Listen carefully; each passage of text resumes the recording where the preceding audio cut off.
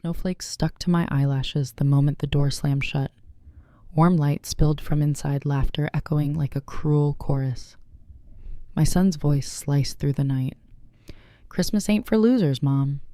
Behind him, my daughter-in-law smiled slow and satisfied, while the scent of cinnamon and roast turkey floated through the crack before it closed.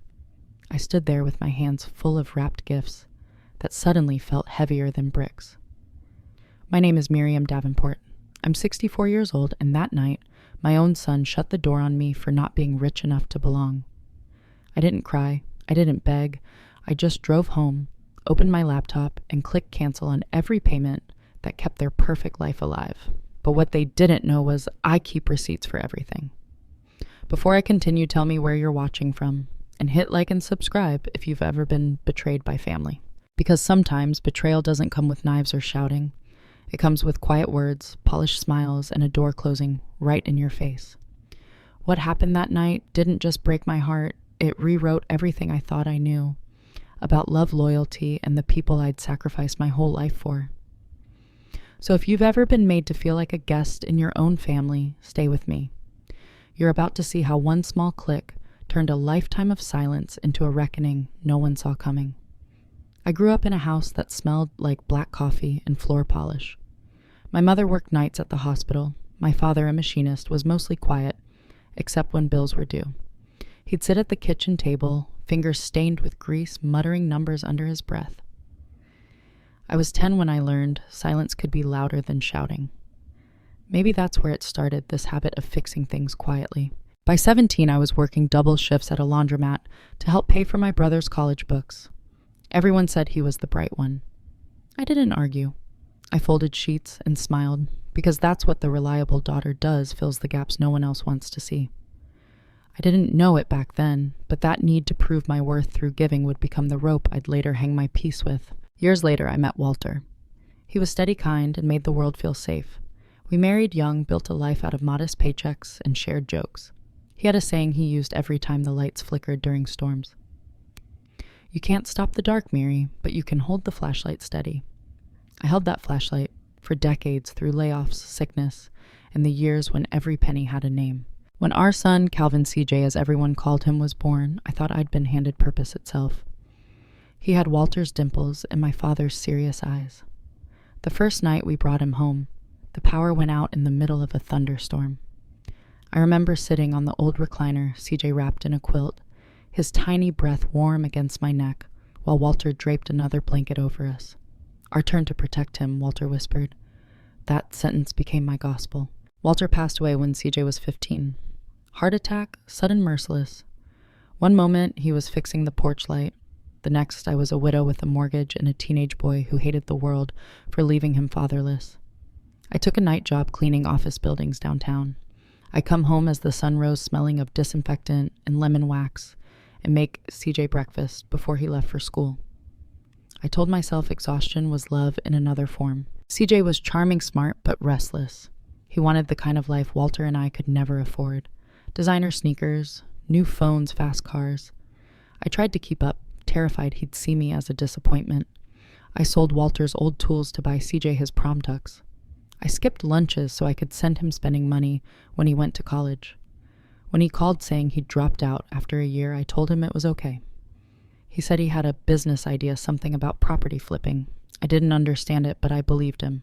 The first time he asked for help, it was small. "Just co-sign this car loan, Mom. I'll pay every cent." He looked so sure, so much like his father, that I couldn't say no. He paid for 3 months. Then came the missed calls, the late fees, the repossession notice. I covered it quietly. I told myself he was still learning. When he met Raquel Rocky, as she insisted people call her, CJ was 33, and I thought maybe stability had arrived. She was dazzling. Perfect hair, perfect smile, a way of making ordinary moments feel like events.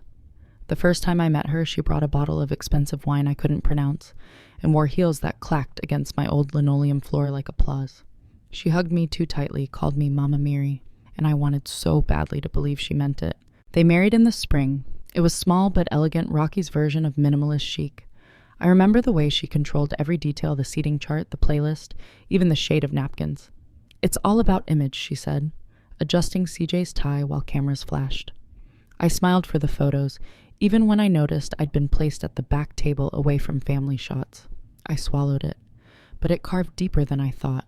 A year later, they came to me with their big dream. Mom. We found the perfect house, CJ said, spreading glossy brochures across my kitchen table. Maple Ridge Estates, 2 floors, bay windows, a yard big enough for a swing set. We just need a cosigner, he added. Rocky touched my hand, her nails long and coral-colored. It's only a formality, Mama Miri. The bank just needs extra security. You won't pay a thing. I remember the smell of her perfume, sweet, overwhelming, as she leaned close. Think of the grandkids, she said, her smile all light. You want them growing up in a safe home, don't you? That sentence hooked me like bait. I imagined birthdays, Sunday dinners, a house full of laughter. I signed the papers without reading the fine print. Love doesn't read contracts. 6 months later, they were back. This time it was the car, a sleek black SUV, Rocky's dream ride. CJ said, We only need a little help with the down payment, Mom. Just $8,000. We'll pay you back in 6 months. I dipped into the savings Walter and I had built over 30 years. I didn't tell anyone, not even my sister. I told myself it was family. Family means help. 6 months became 12. Then came the small emergencies, the broken heater, $200, the dental surgery, $2,000, new school clothes for the kids, $500. Every time I hesitated, CJ's voice turned sharp. Don't you trust me, Mom? Don't you want the best for your grandkids? That word grandkids was their trump card. I always folded. Their house became something out of a magazine, marble countertops, crystal lights, summer barbecues. I was barely invited to. When I did visit, I felt like furniture visible, but irrelevant. Rocky would hand me a list of house rules taped to the fridge.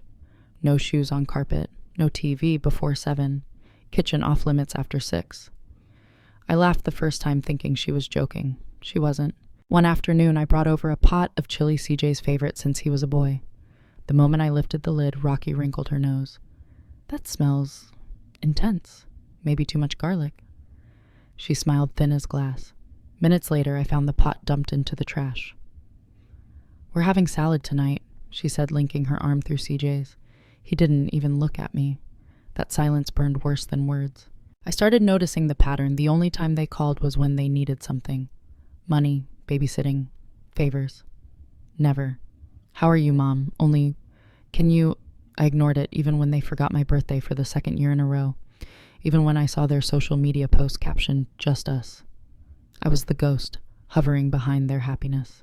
By the time their second child, Lila, was born, I had paid off nearly every overdue bill they'd ever had. My savings were dwindling, but my hope wasn't, at least not yet. Then, Walter's old phrase came back to me one sleepless night. Hold the flashlight steady. I wondered when holding the light for them had become burning myself instead. I didn't know it then, but that thought, quite fleeting, was the first crack in the dam. The moment the giver began to realize she was running out of things to give. And when December rolled around again, the lights on Maple Ridge glowed brighter than ever. I bought gifts, wrapped each one carefully, even splurged on perfume for Rocky. I told myself maybe this Christmas would be different. Maybe the love I'd poured in would finally spill back my way. I had no idea that the warmth inside that house wasn't meant for me. It was the glow of a world I'd built but no longer belonged to. The night before that Christmas, I ironed my old navy dress, the same one I'd worn to CJ's wedding. I polished my loafers until the leather caught the kitchen light. I even brushed out my gray hair and pinned Walter's oak leaf brooch to my cardigan. It wasn't vanity. It was hope disguised as effort. I wanted to look like someone who belonged in her own family's photograph. The drive to Maple Ridge took 40 minutes. Snow fell in thick, lazy flakes, softening the streetlights into halos. When I pulled up, the house looked like a Christmas commercial, white lights framing the porch, a gold wreath glinting on the door. I sat in the car for a long minute, listening to the radio carol fade into static. My hands trembled slightly as I reached for the bag of presents on the passenger seat. CJ opened the door, his smile polite but strained. Hey, Mom. His voice carried the tone of someone surprised but not pleased. Behind him, laughter echoed from the dining room, followed by the clinking of glasses. Merry Christmas, honey, I said, my breath fogging in the cold. I brought gifts for everyone. Before he could respond, Rocky appeared. Her wine-red dress shimmered under the chandelier light. Celeste. Sorry, Mary, she corrected herself with a smile sharp enough to cut. We're kind of in the middle of dinner. It's not really a family thing tonight. More like business associates, you know. I hesitated, the cold biting through my gloves. Just 5 minutes. I brought toys for the kids. She stepped forward, her perfume overwhelming her voice. Sugar-coated poison. They're already asleep. Maybe next week. She reached for the bag of gifts peeking inside. Her smile faltered. Plastic. Oh, Miri, you know we try to keep things high quality for them. It's better to teach them taste early. CJ looked away, shame flickering across his face like a weak signal. Mom, you understand. It's just not the right time. And then he said it. The words that froze everything inside me. Christmas ain't for losers, Mom. The silence after that sentence stretched wider than the night. I remember the weight of the snow on my shoulders, the faint sound of laughter spilling through the crack of the door, the smell of cinnamon and turkey drifting past me like mockery. Rocky's hand rested on CJ's arm, gentle, possessive. It's better if you head home, she said softly, as though I were the one being unreasonable. You'd feel out of place tonight. Then the door closed. Slowly, politely, like a coffin lid. I stood there until my fingers went numb. Then I walked back to my car, each step crunching on the snow like glass underfoot. I didn't cry on the drive home. The tears came later when I was sitting on my small couch with a cup of lukewarm tea. The apartment was quiet except for the hum of the fridge and the faint ticking of the wall clock. I looked at the bag of gifts on the floor, colorful paper ribbons, already wrinkling, and something inside me shifted. It wasn't rage, it wasn't heartbreak. It was something sharper, cleaner. Clarity. I turned on my laptop. The blue glow filled the room. My fingers moved on instinct, steady, methodical. Click. Online banking. Click. Automatic transfers. Cancel. Mortgage payment. Cancel. Car insurance. Cancel. Dental plan. Cancel. Each click echoed like a door closing. Only this time it was me doing the closing. When the last confirmation popped up, "Are you sure?" I whispered. Yes. The silence that followed wasn't empty. It was peaceful. The kind of silence you get after finally turning off a machine that's been humming in the background for too long. I slept that night for the first time in years. The next morning, sunlight streamed through the window, hitting the empty teacup beside me. I realized I didn't feel guilty, not even a little. I made myself breakfast, just eggs and toast, but it tasted better than any Christmas dinner I'd ever had. Days turned into weeks. The calls started soon after. First from CJ, then from Rocky. At first, the tone was curious. Hey, Mom, did you maybe forget to transfer this month? Then came frustration, then panic. The bank notices arrived at their door, not mine. The car insurance lapse. The credit cards piled interest like snowdrifts. I stayed quiet. I didn't answer the phone, didn't open their messages. I spent my days cleaning offices, humming to the radio, letting the rhythm of normal life wash the guilt away. Each paycheck I kept for myself felt like reclaiming a piece of me they'd chipped off over the years. One afternoon, while I was dusting a glass conference table, I caught my reflection. Tired eyes, soft lines, silver hair pinned back. For the first time, I didn't see a victim. I saw a woman still standing. It was late January when they showed up at my door. I saw their shadows first stretching across the frosted glass. I didn't move. The bell rang once, twice. Mom opened the door, CJ's voice called brittle with desperation. The bank's threatening foreclosure. You have to help us. I stayed still, my heart beat steady. Please, he said again. The kids, they'll have nowhere to go. I thought of those kids, of how they'd never seen the toys I'd bought for them, how their mother had called them cheap. And I thought of myself standing in the snow that night, turned away like a beggar. Mom, you can't just ignore me. His voice cracked raw. We're family. Family. The word no longer felt sacred. It felt like a weapon. I didn't answer. Eventually, the knocking stopped. I waited until their footsteps faded before exhaling. My hands were shaking, but not from fear, from power. After that night, something in me rewired. I started saving again, but this time for me. I bought new curtains, replaced the broken toaster, planted a small basil pot by the window. Small things, but every act felt like a rebellion. I also began documenting every payment I'd ever made for them, every receipt, every text message. I kept a notebook neatly labeled Audit Journal. Old habits die hard. Maybe I needed proof, or maybe I just wanted a record that I wasn't crazy that love unchecked can turn into servitude. One evening, while flipping through that notebook, I came across Walter's old handwriting on the back of a grocery list. Miri, save something for yourself. Even God rested on the seventh day. That night, I lit a candle by the window, not for prayer, but for memory, for the man who taught me strength without cruelty, for the woman I was learning to become again. When February came, the calls turned ugly. Rocky's voice on voicemail was no longer polished. It was frantic. "We're drowning, Miri. You don't know what you're doing to us. The kids are scared." But I did know. I knew exactly what I was doing. I was ending a cycle. I didn't know it back then, but that winter would be the beginning of my reckoning. The first step towards something colder than revenge and far more lasting. It would be justice. The first tremor of fallout came 3 weeks after Christmas. A bright red envelope slid under my apartment door. Inside was a letter from the mortgage company addressed to both C.J. Davenport Jr. and Miriam Davenport. I stared at my name, beside his printed in bold black ink, and felt my stomach twist. The letter said payment overdue, cosigner liable. That night my phone lit up like a Christmas tree. Missed calls, voicemails. Then came the message. "Mom, what did you do?" I didn't reply, but I knew he'd find me eventually. 2 days later I came home from work to see him standing outside my building. He was wearing that same gray wool coat Walter once owned, the one CJ had begged me to let him keep years ago. It hung off him now, loose at the shoulders, as if even the fabric had stopped believing in him. "Mommy said as I walked up the stairs, we need to talk." I brushed past him. "It's late." He followed me to my door. "You can't just ignore me. The bank's saying you canceled everything." "What the hell, Mom? They're threatening foreclosure." "They should talk to the homeowners," I said quietly, sliding the key into the lock. His voice cracked. "You're part of this. Your name's on that loan." I turned to face him. The hallway light flickered, catching the anger rising in his eyes. "My name?" I said, "not my obligation." "You told me I wouldn't have to pay a thing, remember?" He hesitated, guilt flashing before pride replaced it. "That's not the point. We're family. Family doesn't slam doors on Christmas." He flinched. "Rocky went too far, okay? She gets stressed. She says stupid stuff. But you can't just destroy everything because of one bad night." "One bad night," I whispered. "Try 5 years of them." For the first time, he didn't have an answer. I closed the door slowly. This time, he was the one left in the cold. After that, silence stretched between us like a taut rope. But the rope was fraying. A week later, I got a text from my neighbor, Dr. Pauline Hart. She lived across the hall, a retired neurologist with a sharp tongue and a sharper mind. "Miri saw your son outside again. Looks agitated. You okay?" I wrote back, "Fine.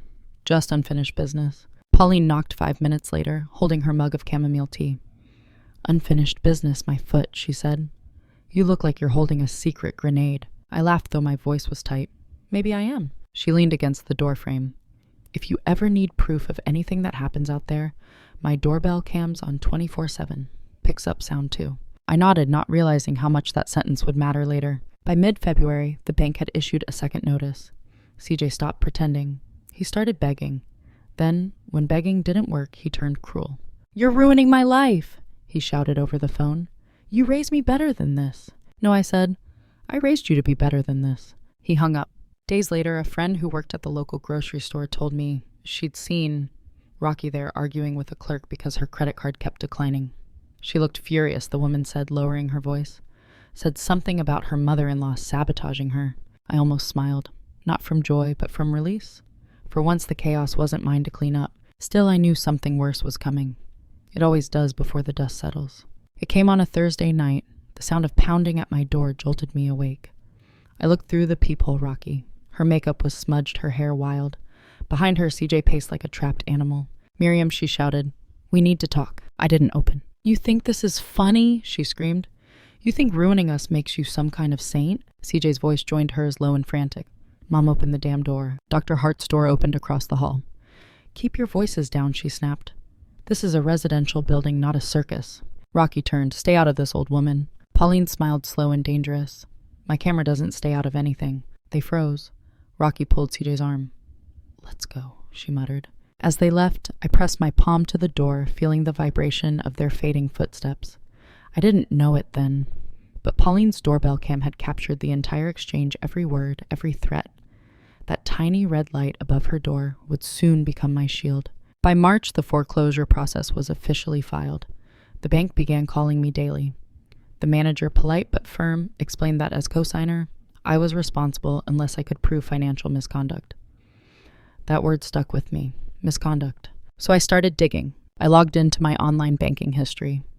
Every automatic transfer to CJ and Rocky, every emergency payment, every subscription I'd covered for their household. It was all there, a graveyard of generosity. Then I noticed something odd. IP logs, repeated access to my account from a location tagged Maple Ridge Estates. My heart stopped. They had been checking my balance for years, calculating exactly how much they could ask without bankrupting me. That night I printed everything. Pages upon pages of transactions, timestamps, login data. I stacked them in neat piles on my kitchen table. The hum of the printer filled the silence like an engine of truth. When I was done, I stared at the evidence, the anatomy of betrayal. I wasn't angry anymore. Just steady, cold steady. The next day I walked to the community legal aid office and asked for an appointment. That's how I met attorney Miguel Arroyo. He was calm, meticulous, with kind eyes that seemed to see straight through excuses. Financial coercion, he said after I told him everything. It's more common than you'd think. I nodded. I don't want revenge. I just want my name off that loan. He smiled faintly. Then let's start building your case. I didn't know it at the time, but that meeting was the start of my second life. Over the next few weeks, I learned what it felt like to live with purpose again, not as a giver, but as a witness. Arroyo worked methodically, requesting every document I had. We need proof of manipulation, he said, tapping his pen against the desk. Patterns, signatures, timestamps, the paper trail of control. He didn't know that was my native language.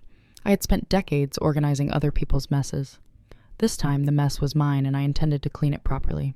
I built binders, labeled them by year, printed every transaction, every fake emergency, every text that began with "Mom, can you?"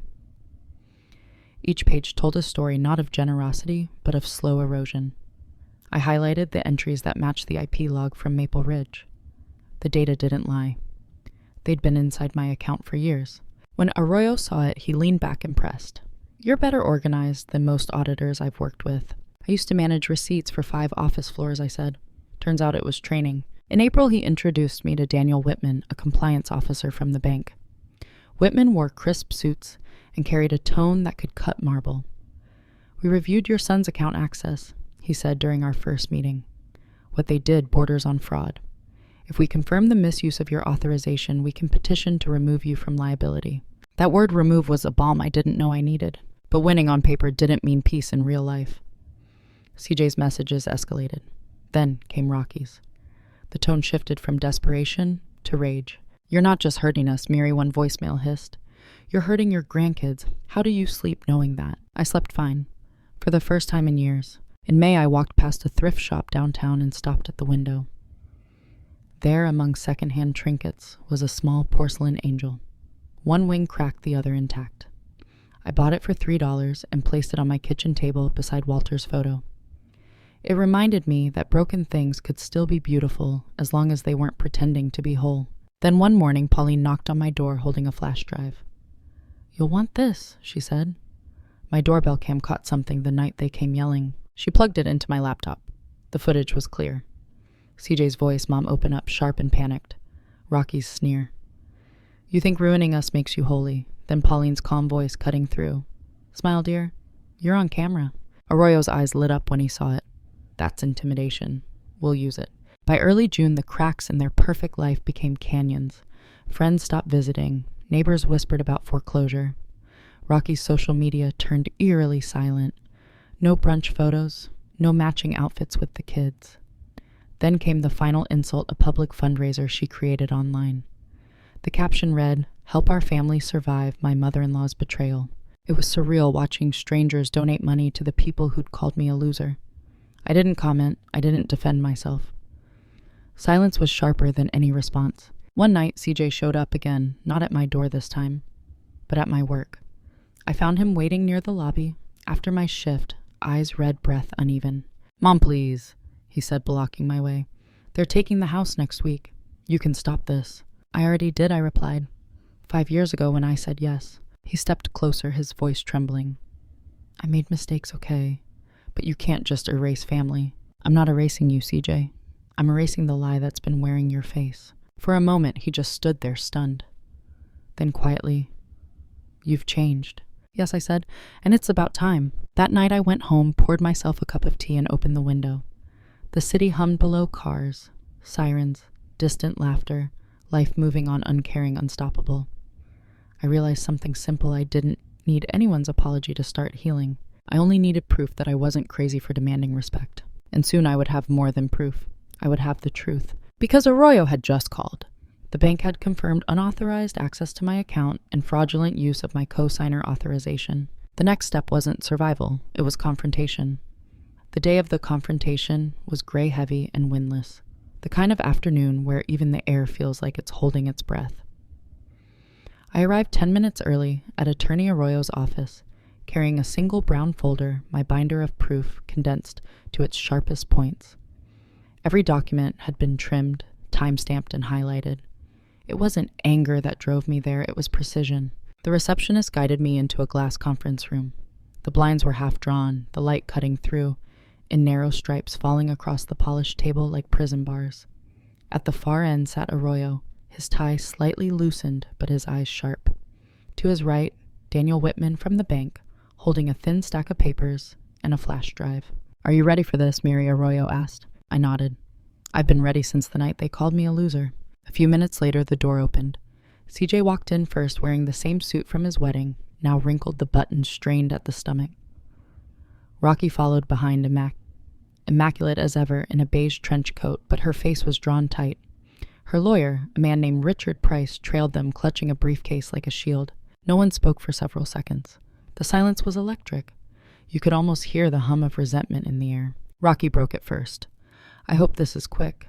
We have 2 kids at home who don't deserve to go through this circus." "Then perhaps you shouldn't have built the circus," Arroyo said evenly. Her mouth twitched, but she said nothing. Arroyo folded his hands. "Let's begin. Today's purpose is simple: to review financial evidence and determine whether my client, Mrs. Miriam Davenport, remains legally responsible for the Maple Ridge mortgage." Price smirked. "The mortgage she willingly co-signed." "Willingly," Arroyo repeated. Interesting word. "Let's test that." He nodded to Whitman, who slid the first document across the table, a printout of login activity from the bank's server. Dozens of entries from the same IP address, all tied to the Maple Ridge home network. "Your clients accessed Mrs. Davenport's personal banking portal at least 43 times over 3 years, Whitman said. His tone was clinical, almost bored. Each time coincided with withdrawals or new transfer authorizations. CJ blinked. "We had permission." "Not according to the logs," Whitman interrupted. "The authorization expired after the mortgage signing. Everything after that was unauthorized." Rocky leaned forward, her voice clipped. "We only checked balances. We never took anything she didn't approve." "That's not what the data shows," Arroyo said, sliding another sheet forward. "Here's a $6,000 transfer marked as a car down payment." The dealership records show the car had already been paid in full before that date. The funds went to a personal account registered under your name, Mrs. Sloan Davenport. "Would you like to explain?" Her jaw tightened. "I don't recall." "I do," I said quietly. "That was the day you told me your heater broke." CJ turned to me, eyes flashing. "Why are you doing this, Mom? You could have just come to us." "I did," I said. "For years. You just stopped listening." The room went still. Even the fluorescent light above us buzzed softer. Arroyo opened a small black case and pulled out a USB drive. "Mr. Whitman, please." Whitman inserted it into the laptop and projected the footage onto the wall, Pauline's doorbell cam video. The timestamp, January 14th, 9:42 p.m. On screen, Rocky's voice cracked through the speakers. "You think this is funny? You think ruining us makes you holy?" CJ's voice followed, loud, pleading, angry. Mom opened the damn door, then Pauline's calm warning. "Smile, dear. You're on camera." When the clip ended, you could hear the air conditioner groaning. Rocky's face had gone pale. That, Arroyo said softly, as intimidation. Recorded and verified. Price's expression shifted from smug to uneasy. "We're not here to discuss family squabbles." "This isn't a squabble," Arroyo said. "It's financial coercion coupled with digital fraud and verbal harassment, and the bank will not tolerate it." Whitman cleared his throat. "Given this evidence, Metropolitan Bank will release Mrs. Davenport from co-signer liability. The primary borrowers, Mr. and Mrs. Davenport, will assume full debt responsibility, effective immediately." The sound of Rocky's breath hitching filled the room. "You can't do that," she hissed. "You can't just wash your hands clean while we—" Whitman cut her off. "We can, and we have." CJ slumped in his chair, face buried in his hands. For the first time, I saw not defiance, but collapse. The realization that the safety net he'd built his life on was gone. I stood slowly gathering my folder. This wasn't revenge, I said. It was correction. You called me a loser, CJ. But losers don't stand back up. I did. He looked up at me, eyes rimmed red. You've destroyed us. No, I said. You did that when you forgot who built your foundation. Rocky slammed her pen onto the table. We'll fight this. You'll regret it. Arroyo smiled calm and lethal. You're welcome to try. Just remember the camera has sound. For a moment, no one spoke. The only noise was the faint whir of the ceiling vent and the shuffle of paper. Then CJ stood his chair, screeching back. Let's go, Rocky. They stormed out. The door closed hard behind them, leaving the air vibrating. I exhaled slowly. My hands were steady. For the first time in years, steady. Arroyo looked at me. You did it, Miri. I shook my head. Not yet. I just ended the first chapter. He smiled faintly. Then what comes next? I glanced at the folder in my hand, the copies of everything, the notebook, the receipts, the log timestamps. My arsenal. What comes next, I said, is rebuilding what they tried to take. My piece. Whitman extended his hand. Mrs. Davenport, congratulations. The official documents will be mailed within the week. You're free of this loan. Free. The word echoed in my head like music. When I stepped outside, the wind had shifted. The clouds had opened, and the first sunlight in days touched the wet pavement. I stopped at the top of the steps, closed my eyes, and let it hit my face. Behind me through the office windows, I could see Rocky's reflection pacing in the parking lot, phone pressed to her ear, still trying to control the narrative. But it no longer mattered. For once, the story wasn't hers to tell. As I walked toward the bus stop, I caught my reflection in a window, the same gray cardigan, the same oak leaf brooch. But something in my face had changed. My eyes didn't carry apology anymore. They carried proof. And that, I realized, was my real revenge. A week after the meeting, the envelope arrived, thick, embossed final. Inside, the bank's letterhead declared what I had fought months to read. Mrs. Miriam Davenport is hereby released from all liability regarding the Maple Ridge mortgage. I didn't cry. I just sat in silence, tracing the embossed seal with my fingertip. It felt like touching air after years of drowning. But freedom has echoes. 2 days later, my mailbox filled again, this time with noise. Certified letters, debt notices, and one particularly desperate handwritten note from CJ. I didn't open it at first. When I finally did, it said only, Mom, she left. The kids asked for you. That night I made chamomile tea and called Dr. Hart. It's over, I said. Nothing's ever over, she replied. It just changes chapters. She was right. The next morning, Attorney Arroyo called. Mary, the bank forwarded additional findings, he said. Rocky's been renting a storage unit under your name, filled with designer items bought on your accounts. We can use that in the ongoing fraud inquiry. I smiled faintly. Let's not rush. Sometimes letting them expose themselves works better than any trial. He chuckled. You're learning the system fast. Not the system, I said. The rhythm. In the following weeks, the rhythm unfolded like a quiet symphony of consequences. Rocky tried to file for bankruptcy, under my name. The court flagged it instantly, fraudulent ID usage. CJ tried to sell the car she bought with my money, but the bank froze the title. Their perfect suburban fortress, the one I'd helped them build, was auctioned off to strangers. And yet I didn't gloat. I simply watched documenting everything in my ledger, a habit I couldn't break. Each entry wasn't revenge, it was closure by record. One evening, as the city lights flickered on, I heard a soft knock at my apartment door. When I opened it, CJ stood there looking smaller than I remembered. Behind him were two figures, Jaden and little Lila clutching stuffed animals. Can we come in? He asked. His voice cracked on the second word. I hesitated, then stepped aside. The kids ran to the window, fascinated by the view from my third-floor apartment, the same streetlights that used to comfort me on lonely nights. CJ stayed by the door, hands trembling. I don't expect forgiveness, he said quietly, but I'm asking for a chance to do better. I looked at him for a long moment. You'll have to earn it. He nodded. I know. Then, almost as if fate enjoyed timing, my phone buzzed a voicemail from Arroyo. His message was short. Police recovered the storage unit. Everything's being cataloged. You might want to come see for yourself. I turned to CJ. Do you want to know the truth? He frowned. What do you mean? I picked up my folder, the one labeled Audit My Own Gospel of Proof, and held it to my chest. You'll see soon enough. Outside, the night wind carried the faint sound of church bells, the same ones that used to toll on Christmas Eve. For the first time, they didn't sound lonely. As I watched my grandchildren fall asleep on the couch, their tiny bodies curled beneath my old knit blanket, I realized something profound. Revenge wasn't always fire and fury. Sometimes it was a calm ledger, a locked drawer, and the patience to let truth finish its own sentence. They had taken years from me, but in return they gave me something priceless: clarity. And clarity once found doesn't fade, it shines. I turned off the lights, let the glow from the city spill across the room, and whispered into the dark. They thought they'd broken me, but they just handed me the one weapon they could never control: the truth. If you've ever felt like the outsider in your own family, I want you to hear this. You are not crazy for wanting respect. You are not cruel for setting boundaries, and you are never too late to start over. For years, I thought love meant giving without question, but now I know love without respect is just a cage with pretty curtains. I lost my home, my savings, my pride, and yet in the quiet that followed, I found my voice again. So if you're sitting there tonight staring at a closed door wondering if walking away makes you heartless, it doesn't. It makes you free. And if this story reached you, if you've ever been betrayed by the ones you trusted, most hit like, share it with someone who needs courage today and subscribe. This story isn't over.